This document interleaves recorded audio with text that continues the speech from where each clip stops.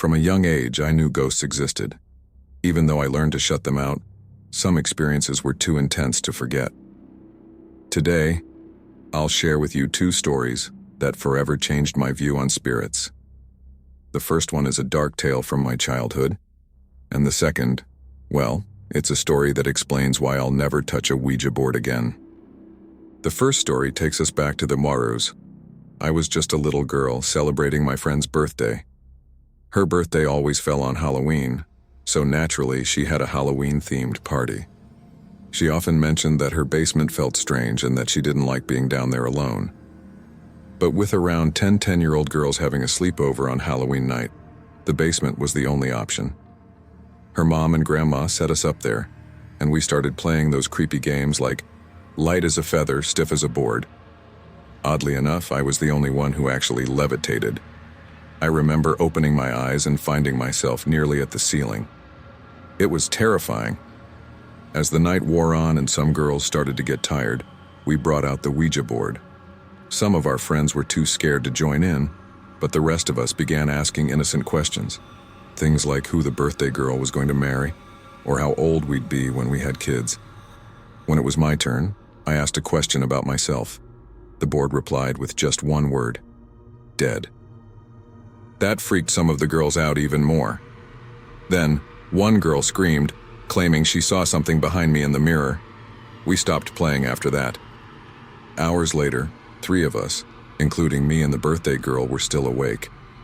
We weren't sure if the board was real, so we decided to try one last time while everyone else was asleep. It was close to 3 a.m., the so-called witching hour. We were just kids, dumb and clueless about what we were doing or who we were talking to. We asked the board to do something for us. We asked it to make the girl who saw something in the mirror wake up and say something to us at exactly 3:15 a.m. I don't remember what we asked her to say, but I know we wanted her to look into the mirror and speak.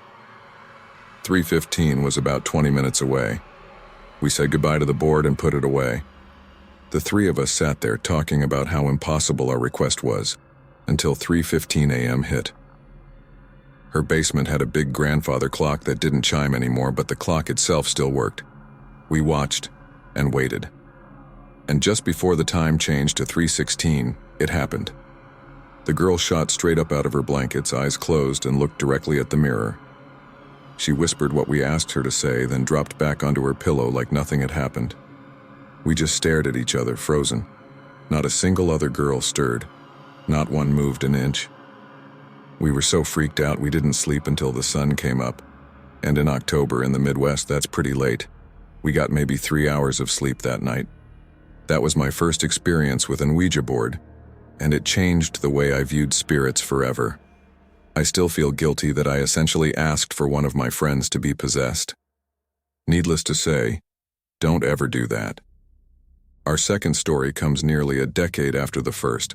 I was a senior in high school, and one of my cheer teammates invited the whole team over to celebrate her birthday. What I didn't know was that she had an Ouija board. She brought it out, and I immediately said, "Nope, not a good idea." She had just lost her grandma and was really torn up about it. I was very adamant that this wasn't a good idea, warning her that we didn't know if we'd really be talking to her grandma or not. She promised she'd try it just twice, then put it away. By this time, I knew a lot more than I did during my first experience. I insisted that they say goodbye each time the girls rotated, and I had them put salt around the board to keep whatever they were talking to inside the board, so no one would or could get possessed. They tried it at least 4 times with different girls, but the planchette didn't move once. They all laughed at me for being so scared earlier, calling the board stupid and saying it doesn't actually work. I got annoyed, especially since some of them knew about my previous experience. I had shared it with those who were hesitant when the board was first brought out. So I said, you know what? I'll do it, and I'll prove to everyone here that these boards are real. It was me, the birthday girl, who was a year below me, and 2 other girls from my class who had only joined the team for our senior year. We put our fingers on the planchette and did the 3 circles to begin. I asked who we were talking to, and for the first time that night, the planchette moved. The 2 girls in my class were huge skeptics. They immediately accused me of moving it, but the information that came out was something I didn't even know until they connected the dots for me. The board first moved to the letter J, then R. We were all confused because JR isn't a name, or at least not the name of anyone we knew, or so we thought.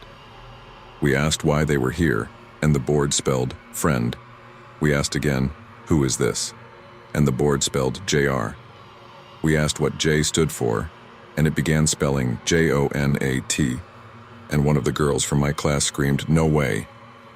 We all looked at her in confusion. She asked, "Is this Jonathan Ramon?" The planchette immediately moved to yes. The two girls sat in stunned silence as we waited. The birthday girl asked who JR was, and the girls started explaining. JR was a guy in the class above me. I knew of him, but not much else. I knew him from the football team. He passed away our sophomore year, his junior year, from carbon monoxide poisoning. He didn't want to wake his parents after coming home late from a party in the middle of winter, so he slept in his car with the engine running in the garage. His parents found him the next morning. I remember how devastated his class was. His friends didn't show up to school for at least 2 weeks. We had a big celebration for him on the football field in the spring. Back to the Ouija board. My classmates were panicked. They looked at me strangely, and I said, "It must be him coming through." They refused to believe it, accusing me of making it all up and moving the planchette. They called me horrible for impersonating JR, but I wasn't. I said, "Let's keep going and see what comes up." I knew they were friends of his and could validate whatever information came through. Reluctantly, they agreed and asked a few more questions, feverishly. They asked what his football number was.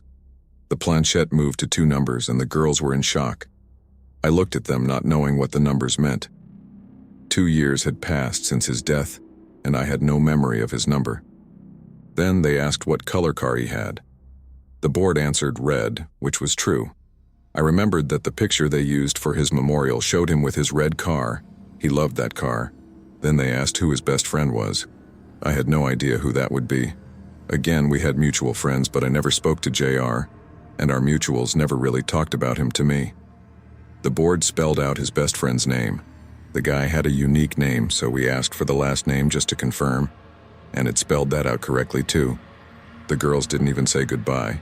They flung the board at me, calling me a liar, accusing me of making it all up. They were sobbing, screaming at me. It made me so uncomfortable.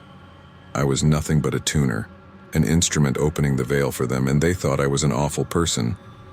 The whole team fell silent, and I just left, overwhelmed by discomfort. Even though I was captain of our team and had cheered with most of those girls for at least 3 years, the majority of them didn't speak to me for at least 2 weeks, even at practice. So many of them thought I was either crazy or disgusting. Only a few understood that I couldn't have known any of that information based on who I was friends with and who I actually spent time with. JR and I never truly crossed paths until that night. If it was actually him, that is. I think it was. But I do know that spirits can pretend to be someone and read our thoughts or memories of them. These experiences taught me that the line between the living and the dead is thin and dangerous. Sometimes, it's better to leave certain things alone rather than try to force a connection with the unknown. Remember, not everything we can summon should be summoned.